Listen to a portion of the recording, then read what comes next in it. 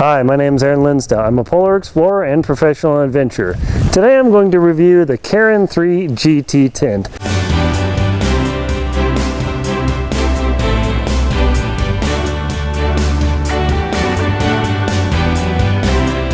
I'm going to review this Keron 3 GT tent from Hilleberg. They make this tunnel design tent. It's super popular in locations like Denali and Antarctica and the Arctic. Has some interesting design features. A few things that I would say I wish could be better, but just by the design of the tent, there's no way around it. So what I'm going to do is take you around and we're going to check this thing out.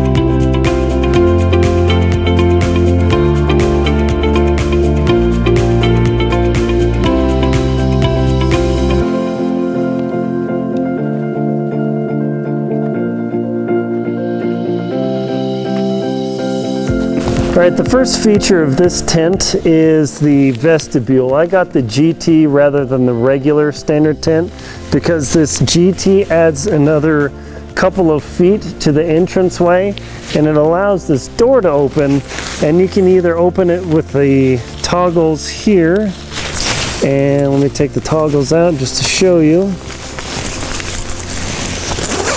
It'll zip around like this. And so you can use the door like that, or you can use the quad zipper setup and make it like a hatch. And so you could drop that down. I personally don't recommend the hatch style simply because you end up walking over the tent constantly with a potential trip hazard. You're stepping on the fabric. I don't know, that's just me. So the quad zipper is definitely a nice feature, but I prefer just to use the door design. Now as you're zipping up, you can see sometimes you're going to snag the fabric, and that's pretty much pervasive through any tent. That is always a challenge. Now this tent, you need to stomp out, in the snow at least, about an 18-foot space by 8-foot space. It takes a lot of space because, as you can see here, let me stand in the middle, not poke my eye out. You can see there's a substantial amount of tent behind me and in front of me. Definitely snowshoes or skis, and if you've got a partner to do this thing in, because that's usually why you would have this big tent, you got to work on trekking out a grid. And when you think you've stomped out enough space, stomp some more. Now as you can see, these guy lines go all the way around the tent.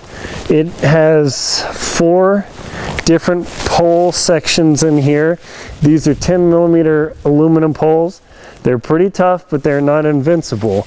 You can actually put a second set of poles through this line, or the sleeve, it's called sleeve, sorry. Put the poles through the sleeve and put double the poles in here, so if there is a super severe storm, you can do that as something to strengthen the tent remarkably. These guy lines are pretty interesting. Yeah, why don't you come over here? So when I go into the detail stuff, we just get real close. And the guy lines are pretty interesting because they have these little toggles that slide, and they've got little teeth that simply bite on there. It's very, very easy to tension and to loosen. just like that. It is incredibly easy. This is probably the best guiline lock system I've ever used, and it's actually much easier to handle than, say, a taut line hitch or something else. It does come with snow, or it doesn't come with snow stakes, but you need to buy the snow stakes because the standard stakes that this comes with isn't very much, and these are just little scoops. They are expensive, but I've tried the cheap ones and they bend. I've even wrecked a few of these, so when you push the stake in, make sure you push it straight and don't add any bending force because you will bend them. They come with aluminum carabiner deals there and locks it down. Now, as you can see, I haven't perfectly tensioned out the tent just because I just wanted to get this set up and shown out. But when you put the tent up, the fabric should be not crazy taut like you've gone nuts, but this is still too loose because when the wind's blowing, it can get loud in there. So much so that I've been in 60, 70 mile an hour winds and the tent is shaking so much it actually kept popping my ears. So I had to unzip the door because the air pressure was too intense. It was pretty wild. These hoops here are the main structure of the tent. And when you come around the front, you'll line this out at roughly 45 degrees. You can tighten this up just a bit there and get that there. You always want to make sure to leave enough gap so when you're walking in you don't stumble over these lines at all. The line that creates the rest of the vestibule is here. It's got a tri-line system, not unlike a climbing setup, and just another guy line that you pull out. This sets up the hoop, which has some sort of metal in there. It's a real flexible, I don't know, aluminum something. I've used mine in my Namaged for 4.5 months and it hasn't broken yet, so it does very well. There is the little vent in here. It does have a hatch. Spindrift snow can actually drive through there. It's pretty surprising. And they give you little toggle bolts so you can hold this open, and then zippers for both of them there. That's pretty nice. You see the fabric here. And to finish out the vestibule, you have stakes there and there. And you always put the carabiner loop in the metal ring, not even in the fabric. But use the metal ring because that spreads the load on this fabric a little bit more. And then you can tighten it up a bit. It does have these loops for toggles. I haven't totally figured out what they're there for, but maybe you can put another line. I haven't any clue, but I'm sure there's a purpose for that. And come around here and you can see this side of the tent is just a wall again, pretty substantial. The actual tent that you live in is inside these two hoops here, and then that's your vestibule right there. And up here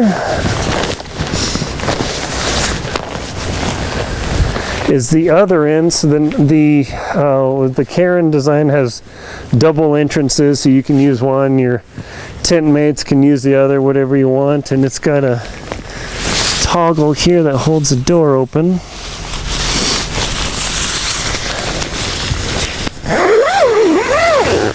And that's simply the door there. It's real nice that Hilleberg has started to use these large loop zipper tags and zipper pulls. So with the glove, they're much easier to pull.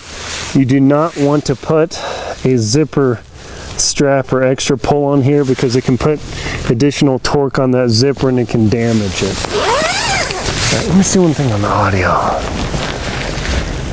Test. Oh, well, I guess that's the way it is.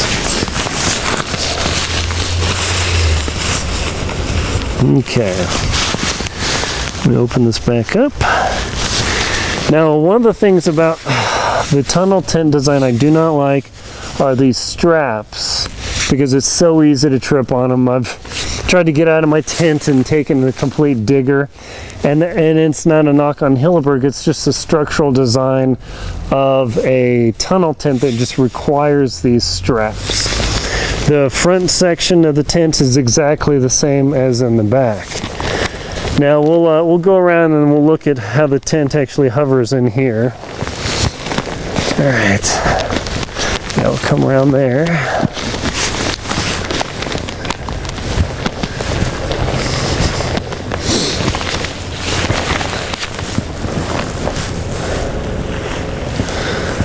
Okay, and before we go, let's see. Before we go in the tent, let me show you one close-up feature of how this works. These poles pop into the pocket, and the poles go through the sleeves, and the poles end up stopping in a sealed pocket, and then they just come into this cup, which can hold dual poles, and then you snug this up right against the tent to give it its best structure in storms or anything else. So it's a very easy to use design. All right, and as we come in here, you can see how much space there is in this extended vestibule. So with multiple people, like when I use my Namage, I didn't want the extra weight, but this is really nice because I can pull a sled in here, do repairs. I can put my stove in here. Now you're not supposed to have a tent or a stove in the tent, but when it's 30-mile-an-hour to 50-mile-an-hour winds, you're not going to be wanting to be outside in a polar storm. The extra vestibule is really huge. You can see just how big it is here with my body taking up the space. I'm 6 feet tall, a little tall on the torso, on my knees, and I still have plenty of space above my head. Now inside, you'll see that the tent, the actual space that you sleep in, is free floating. The actual shell is, I guess I would call the tent, and then these little toggles simply hold up the interior of the tent, and the tent hovers inside of the shell. So the shell actually is the tent, and then your living space hovers and free floats in here. And as you get in, kick your snow off. As you can see, let me get my gloves. Get this snow off me here. That's fine.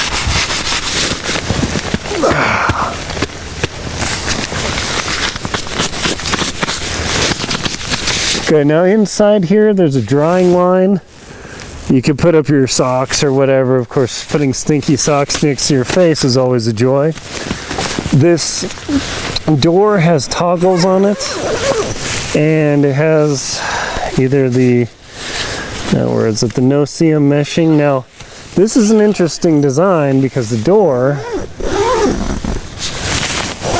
shuts, and then this is just a hatch. It doesn't have a full peel away no-seam meshing like the Namaged, but because it's such a big tent, I don't think it's that big a deal. And this is something that, even though you want it to be warm in the tent, I would leave this a little unzipped. That way the humidity and transpiration from your body can get out of the tent. Otherwise, when you close this up, it's sealed. You're not going to asphyxiate, but you're going to get wet, so you do want to try and leave a little bit open if you can handle it and the storm isn't too bad. The tent features 2 pockets. Actually, no, it has 4. Even better. It has 4 pockets, one on each side. They're pretty nice there, and then down there. And what I'm going to do is I'm going to lay here and show you just how big the tent is. And what I'll do is I'll put my head all the way at the top, and again, I'm 6 feet tall and I'm 165 pounds, so you can see how much space I would take up. The tent claims it's for 3 people. In winter, I would say it's 2 people plus gear. So you can see I have almost a good foot of extra space. The Namage, I'm pretty close to the end. When I'm sitting in the tent, you can see I'm sitting straight up. There's just maybe an inch of gap because I haven't tensioned the tent out completely, but because it's free floating, the fabric is always a little bit loose inside, and that's just the design. So if I decide to completely go diagonal, you can see just how much space this tent has. So for 2 people, I would call it pretty palatial 3. It's going to be cozy, so the standard winter rule is go +1 on the body count. And that way you've got enough room, because you're going to be all over each other and it's really frustrating. Other than that, vestibule space there, standard door entrance, very easy to get in and out of. So I can't complain. This feels very comfortable and spacious to me. All right, so we'll hop out.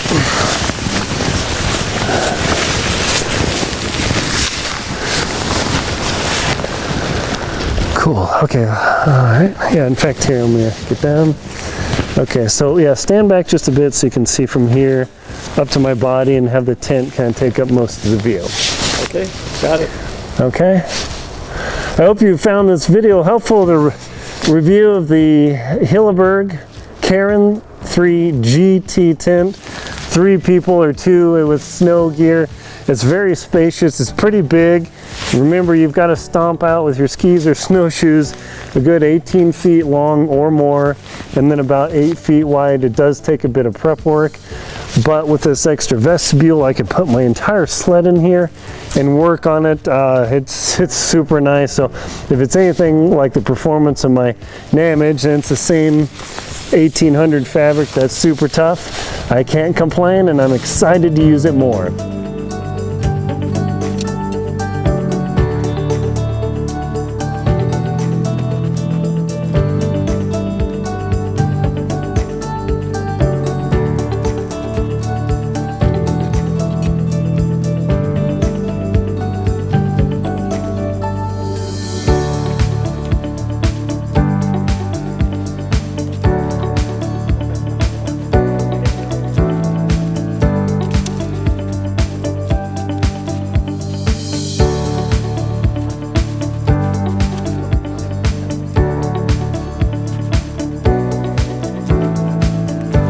My name is Linsdau. I am a polar explorer and professional adventurer. Please like and comment on the video, and if you found this useful, subscribe to my channel. Thank you very much for watching, and get out there and adventure.